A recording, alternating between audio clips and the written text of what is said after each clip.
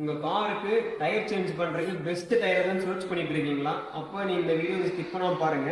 இப்போ 16 இன்ச்சஸ்க்கு மேல நீங்க டயர்ஸ் பார்க்கணும்னா நீங்க குட்டியர் உங்களுக்கு பெஸ்ட் சாய்ஸ். ஏன்னு சொல்ற பாருங்க, குட்டியர்ல உங்களுக்கு பிரீமியம் செக்மெண்ட்ல அசூரன்ஸ் மேக்ஸ் கார்டு அப்படிங்கிற நேம்ல உங்களுக்கு எஸ்யூவில பேட்டர்ன்ஸ்ல லான்ச் பண்ணியிருக்காங்க.